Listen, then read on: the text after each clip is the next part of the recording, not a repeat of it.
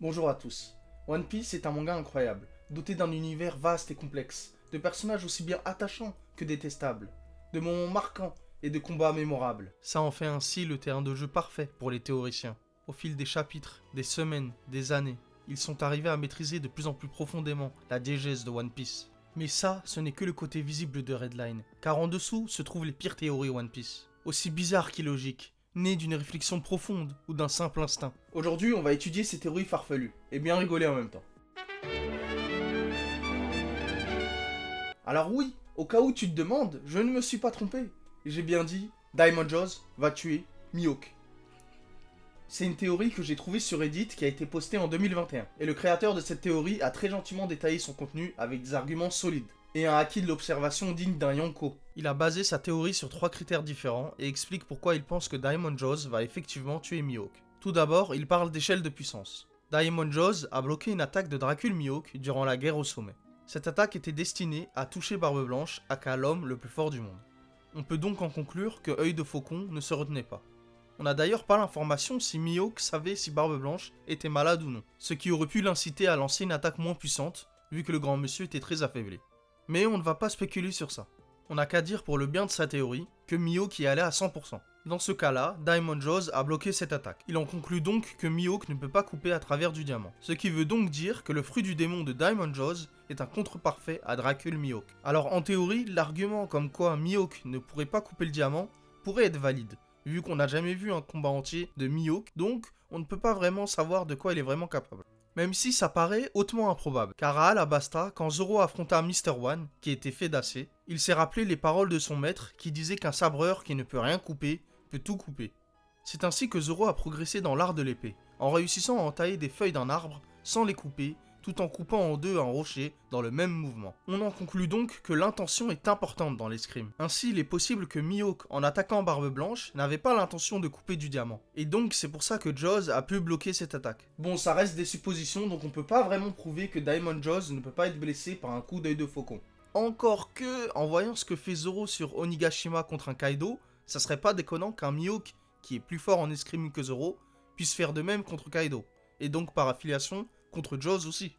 On continue donc la théorie avec son deuxième argument de pourquoi Diamond Jaws va tuer Mihawk. Il dit que Diamond Jaws n'a pas de raison de se battre contre Mihawk, mais que s'il meurt, et que son fruit du démon est retrouvé par quelqu'un d'autre qui serait du niveau d'un amiral, alors cette personne pourrait avoir l'intention de battre Mihawk. Attends quoi, j'ai mal lu peut-être?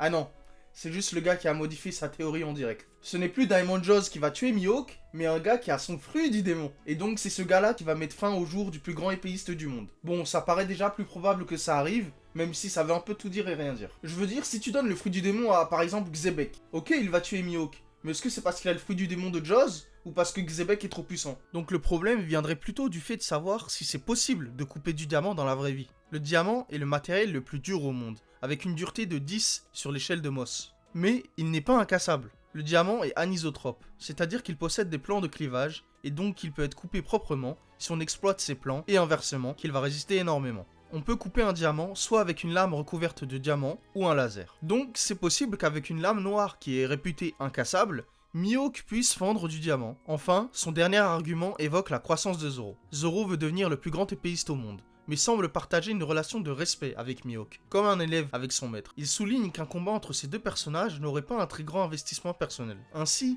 si Mihawk perdait face à un ennemi qui ne peut pas trancher, Zoro pourrait accomplir son rêve en coupant à travers du diamant et en vainquant cet ennemi redoutable. J'aime bien comment la moitié de la théorie tourne autour de tout, sauf l'intitulé initial Diamond Jaws va tuer Mihawk.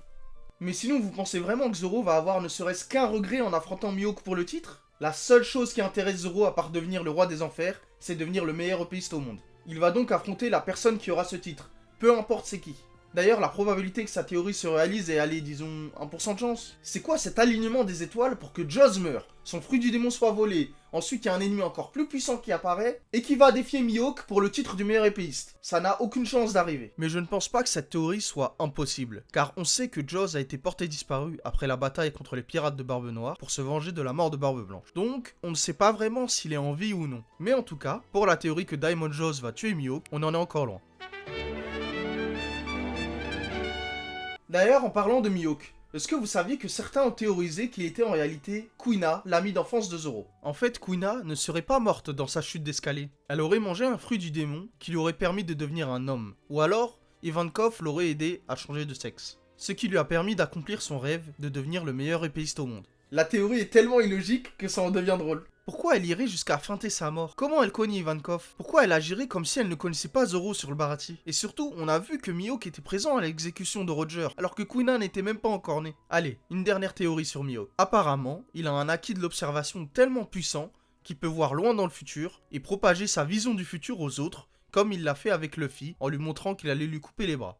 Déjà, c'est totalement stupide de montrer le futur à son adversaire. Mais si réellement il pouvait voir le futur, alors il n'aurait pas attaqué Barbe Blanche tout simplement, vu qu'il aurait vu que Joss va stopper son attaque. Certains appuient aussi qu'il a vu le futur où Shanks stoppe la guerre, et donc il a décidé de partir en avance, car il savait que le combat était fini. Sauf que Mihawk a dit lui-même que son boulot, c'était juste de se battre contre l'équipage de Barbe Blanche, et non Shanks ou Barbe Noire. Maintenant qu'on a bien rigolé avec le maître, on va exploser de rire avec le disciple. Je pense honnêtement que Zoro a le plus de théories stupides de tout One Piece. Après tu me diras, les théories sur Zoro sont aussi stupides que lui-même. Une théorie populaire sur Zoro était celle qui disait qu'après son entraînement de 2 ans, il a obtenu un pouvoir spécial dans son œil fermé. Ça pourrait être un démon logé dans son œil, ou une méthode d'entraînement que Mihawk lui a appris pour stocker du acquis de l'observation et le libérer au moment opportun. Et oui, parce que rappelez-vous, Mihawk voit dans l'avenir lointain, c'est logique. Mais une théorie encore plus drôle sur Zoro, ce serait le fait qu'il soit un Eternal Pause vers la dernière île. Pour rappel, un Eternal Pause, c'est une boussole qui va conduire sur une île spécifique, contrairement à Log Pause, qui indique la direction vers une île puis une autre. L'origine de la théorie est tellement folle que ça en devient consternant. En fait, les inventeurs de cette théorie pensaient que les problèmes d'orientation de Zoro venaient du fait qu'il était un Eternal Pause, et donc que sa boussole le dirigeait vers la dernière île, constamment contre son gré. Ce qui serait donc une excuse valable de pourquoi il se perd tout le temps et qu'il confond sa gauche de sa droite. Alors que la réalité, c'est juste qu'il est terriblement stupide. Maintenant, quelle théorie serait plus fou que ça? Que Zoro demande à Ivankov de le transformer en femme pour que le meilleur épéiste du monde soit une femme, et qu'il réalise le rêve de Kuina et de lui-même. Décidément, Ivankov devrait ouvrir une clinique spécialisée. Il se ferait un max de fric. Ne vous inquiétez pas, il y a encore bien pire que des théories incohérentes sur Zoro. C'est des théories qui contredisent le personnage de Zoro. Parce que tu peux supposer qu'il a un pouvoir dans son œil. C'est pas grave. Mais dire que par exemple, Zoro n'a pas arrêté son activité de chasseur de primes et va trahir Luffy avant d'arriver sur Laugh Tale pour le livrer à la marine et empocher sa prime. Et ça, c'est complètement débile. Déjà, Zoro est trop stupide pour pouvoir fomenter un plan comme ça. Le gars a dû attendre que Gaban lui confirme qu'il a l'acquis des rois pour le remarquer alors qu'il l'utilisait déjà au combat. C'est aussi le gars qui a pas remarqué la ressemblance entre la physionomie de King et les Séraphins. Cette tête de cactus n'est définitivement pas capable de préparer un plan aussi sournois. Une autre théorie incohérente est que Zoro quitterait l'équipage s'il apprenait ce qui est arrivé sur Whole Cake Island. Effectivement, Zoro a véhément affirmé qu'il quitterait l'équipage si Usopp revenait sans s'excuser et si Luffy n'était plus respecté comme leur capitaine. Sauf qu'il y a une grosse différence entre Usopp et Sanji. Usopp voulait à tout prix garder le Vogue Mary, car il en était le plus proche de tout l'équipage, de par l'origine du bateau et le fait qu'il le répare à chaque fois que Luffy, Sanji ou Zoro cassent quelque chose. Mais il se sentait aussi inutile dans l'équipage, et a donc fait une analogie entre le bateau qui ne peut plus être réparé, et donc qui est inutile à l'équipage, et lui-même qui se considère comme inutile à l'équipage du chapeau de paille. À ça, tu rajoutes le fait qu'il s'est fait voler tout l'argent par la Frankie Family, et qu'il a donc rejeté sa frustration sur Luffy. Le problème de Zoro avec Usopp, c'était pas qu'il était en désaccord avec Luffy, c'était qu'il a manqué de respect à son capitaine et qu'il comptait revenir comme si de rien n'était. Sanji, lui, a un cas totalement différent. Déjà, le Germa avait pris son père en otage et il y avait l'équipage de Big Mom impliqué. C'est le nouveau monde, ce n'est pas Enies Lobby. Les Mugiwara ne sont plus aussi ignorants des menaces extérieures. Sanji a toujours pris des décisions par lui-même pour protéger l'équipage, au même titre que Zoro d'ailleurs. Faut savoir qu'à ce moment-là, personne ne pouvait vaincre Big Mom. Après oui, Sanji a mal joué son coup, il n'aurait pas dû frapper Luffy pour le forcer à partir. Mais l'intention de les protéger était là. Vous pensez vraiment que Zoro va quitter l'équipage pour des futilités pareilles? Au pire des cas, il va juste l'insulter de pas avoir fait confiance à Luffy, et c'est tout. Je suis le premier à dire que Zoro c'est un idiot, mais c'est pas un gamin pour autant. Maintenant qu'on s'est énervé un bon coup, on va s'attaquer à la meilleure théorie One Piece jamais existée.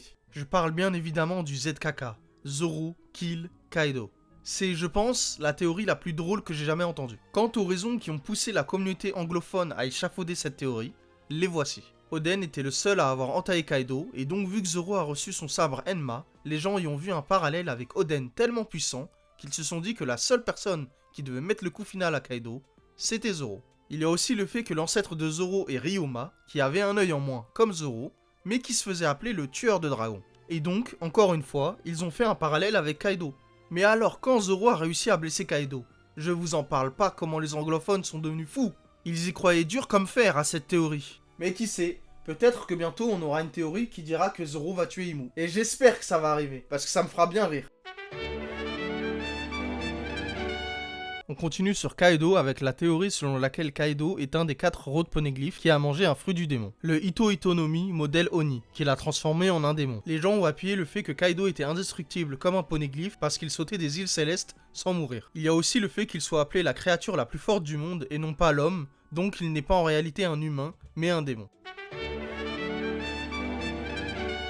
Depuis qu'on a appris l'existence de Xebec, la communauté a beaucoup spéculé sur sa descendance. Voici une liste non exhaustive des potentiels fils de Rock D. Xebec, Dragon, Shanks, Mihawk, Akainu, Baggy et Marshall D. Teach. Bon, on a quand même eu raison sur Teach, mais vous saviez qu'avant qu'on le sache, certains théorisaient que Dragon, Barbe Noire et Shanks sont tous demi-frères, fils de Xebec, et qu'ils travaillent ensemble dans l'ombre à un plan maléfique pour conquérir le monde. 3 frères, 3 collabos, heureusement que cette théorie s'est révélée fausse. Une des théories les plus bizarres sur Usopp est que lui et Sniper King sont en réalité la même personne. Enfin, je veux dire, c'est impossible car Usopp vient du village de Syrup, tandis que Sniper King vient de l'île des Snipers. Une autre théorie qui me rend triste est le potentiel power-up de Usopp sur Elbaf, où il était censé briller et devenir surpuissant. Alors moi aussi, je suis très déçu.